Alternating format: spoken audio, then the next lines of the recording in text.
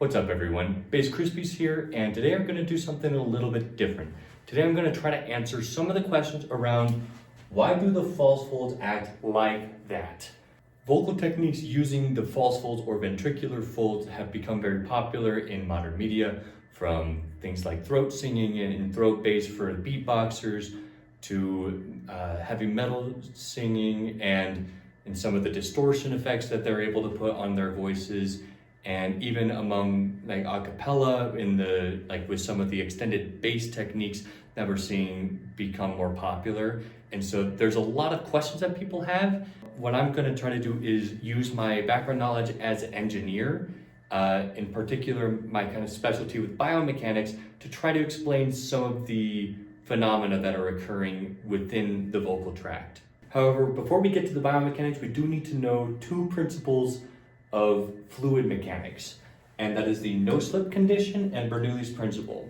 The no-slip condition basically means that if, for a completely stable surface and moving air, at the surface, the velocity of the air will be zero, and then it'll approach this kind of terminal velocity kind of idea.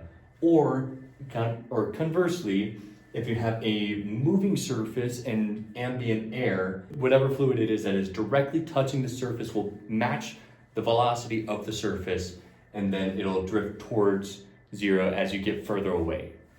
Bernoulli's principle basically just means that energy is constant, of the system. And because we're not dealing with changes in altitude, the potential energy due to gravity is not really applicable here. And so the two kind of forms of energy that we're dealing with is the density times the pressure, and then the mass times velocity.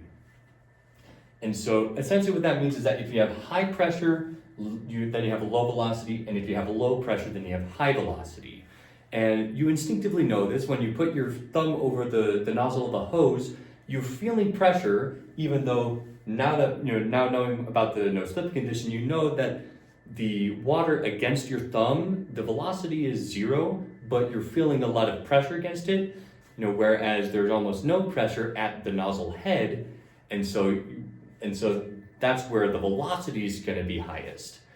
And so those are the two main principles as we move on to why the false folds function the way they do. Also, just a quick note, this is fairly new information. Up until 2017, the most that we knew about the false folds or the ventricular folds is that they protect the vocal folds when you're swallowing. It wasn't until 2017 that we started making some of these observations that have kind of formed this evidence-based theory that I will present to you. So why was that 2017 study so groundbreaking? Well, it was the first time that we had included synthetic ventricular folds in a vocal tract model. Previous to that, this is what they were all looking like. There was no false folds. The models were tearing themselves apart after just a few seconds. It was really good if you can get it to last for like 30 seconds. I've already been talking more than 30 seconds, so obviously you're gonna need something more than that. So there was something missing. What they found was that if they included the synthetic ventricular folds, then they were able to decrease the difference between the subglottal and supraglottal pressures, meaning the pressures below and above the vocal folds. If you have a high imbalance, then typically they're going to be pushing upwards, and you're just going to get a lot of strain within the tissues, and that's not good. You're having a lot higher velocity above the vocal folds, because it's creating these eddies as the vocal folds are oscillating, and so the pressure is going to plummet. And so it creates that imbalance, and that's what we were seeing with some of the tears. While the information was groundbreaking, the 2017 study did not in fact give any reasons for why the pressure differential decreased. And so this is where a little bit of theory is coming into play. And so if this ends up being proven wrong, I take full responsibility for this. But what seems to be happening, to me is that the stationary vocal folds create a sort of high pressure boundary layer, and because they're so close to the vocal folds, it makes it so that there's a high pressure barrier right above the vocal folds.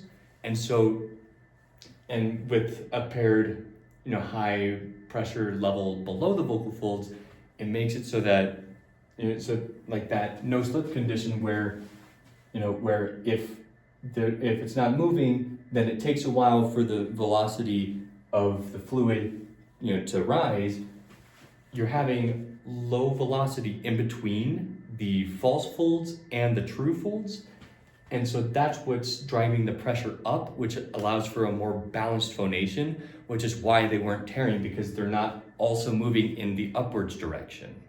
And this could possibly explain why glottal compression without distortion, which is something you find in proper belting technique and operatic technique, why they're able to hold such high notes and at such loud volumes with a lot of airflow without hurting themselves.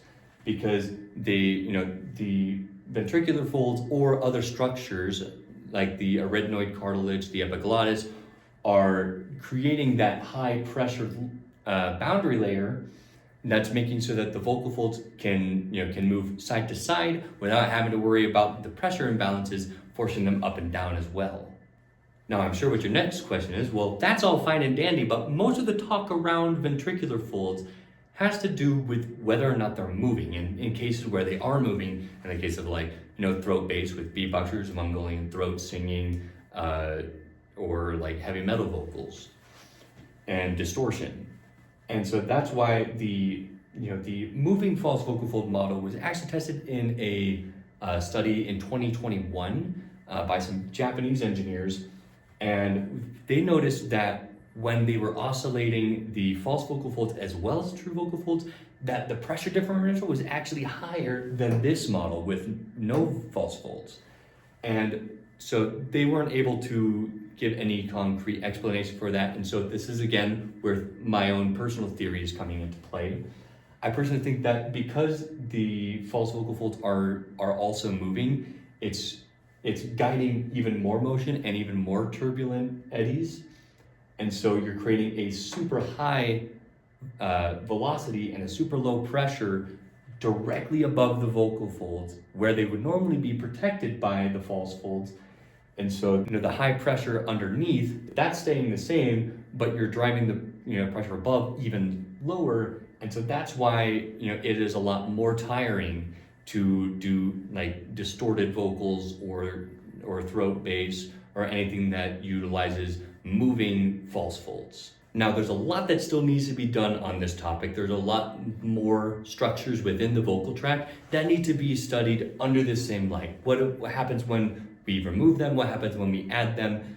And do they interact similarly? I know that Liz Jaroff on The Charismatic Voice, she's doing a lot of stuff with distortion. My friend Danny Brevik over at Big Brev or Studio Brev, he's working particularly with subharmonics, and so this knowledge of what other structures are moving, which of them are stationary, and how are these boundary layers interacting with each other is really important to know going forward, so that we know how to properly teach some of these techniques that we still don't really know how they work. Hopefully this video was educational, whether it be about vocal anatomy, the engineering principles behind airflow and the fluid mechanics of vocal production, or if you have questions about how the false folds work. Hopefully we're getting one step closer to answering that age-old question of why do the false folds act like that? Do with this information what you will, and as always, stay bassy, my friends.